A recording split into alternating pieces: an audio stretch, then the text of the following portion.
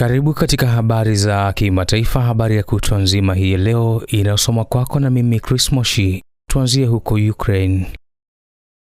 Zelensky ajitolea kujiuzulu ili Ukraine ipate wanachama NATO.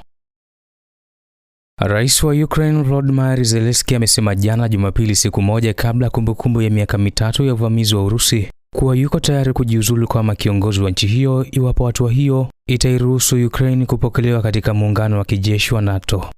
Zelensky, ambaye amekabiliwa na ukosoaji mkubwa kutoka utawala mpya wa Marekani, ameeleza kuwa angetaka kukutana na Rais Donald Trump kabla ya rais huyo wa Marekani kukutana na mwenzake wa Urusi Vladimir Putin. Zelensky, ambaye amekabiliwa na ukosoaji mkubwa kutoka utawala mpya wa Marekani, ameeleza kuwa angetaka kukutana na Rais Donald Trump kabla ya rais huyo wa Marekani kukutana na mwenzake wa Urusi Vladimir Putin. Zelensky amekuwa akishinikiza Ukraine kupewa wanachama wa NATO kama sehemu ya makubaliano yoyote ya kumaliza vita, lakini muungano huo unaongozwa na Washington umekuwa na tahadhari kuhusu ombi hilo. Trump na Zelensky wamekuwa wakirushiana maneno tangu maafisa wa Marekani na Urusi walipokutana wiki iliyopita nchini Saudi Arabia kwa mazungumzo ya ngazi ya juu kwa mara ya kwanza katika muda wa miaka mitatu. Na sasa tuangazie huko Mashariki ya Kati, ambapo EU na Israel kujadili mustakabali wa Gaza, siasa za kikanda. Waziri wa mambo ya nje wa Israel Gideon Saar atakutana leo Jumatatu na maafisa waandamizi wa Ulaya mjini Brussels na kufufua mazungumzo na Umoja wa Ulaya kuhusu ujenzi mpya wa ukanda wa Gaza kufuatia makubaliano ya kusitisha mapigano mwezi uliopita. Saar ataongoza kwa pamoja mkutano wa Baraza la Ushirikiano kati ya Umoja wa Ulaya na Israel, akiwa na mkuu wa sera za kigeni wa EU Kaja Kallas katika kikao cha kwanza cha aina hiyo tangu mwaka 2022. Mazungumzo hayo yanalenga kujikita juu ya hali ya kibinadamu katika ukanda wa Gaza, uhusiano wa Israel na mamlaka ya Palestina na mabadiliko ya kisiasa ya kikanda.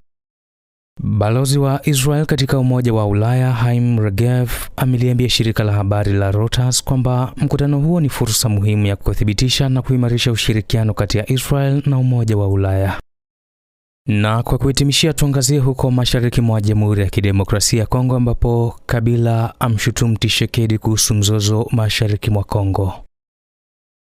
Kiongozi wa zamani wa Jamhuri ya Kidemokrasia ya Kongo Joseph Kabila amesema kuwa utawala mbaya wa urithi wake Rais Felix Tshisekedi umechangia pakubwa katika kuzidisha mgogoro mashariki mwa nchi hiyo.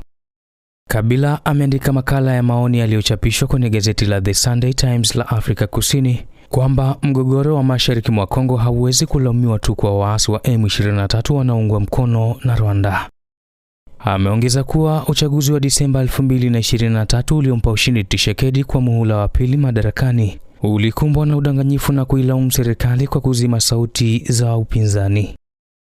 Kabila ameendelea kueleza kwamba tangu Tshisekedi achukue madaraka mnamo mwaka 2019, hali nchini humo imezidi kuzorota hadi kufikia kiwango cha kile alichokiita karibu kusambaratika kabisa.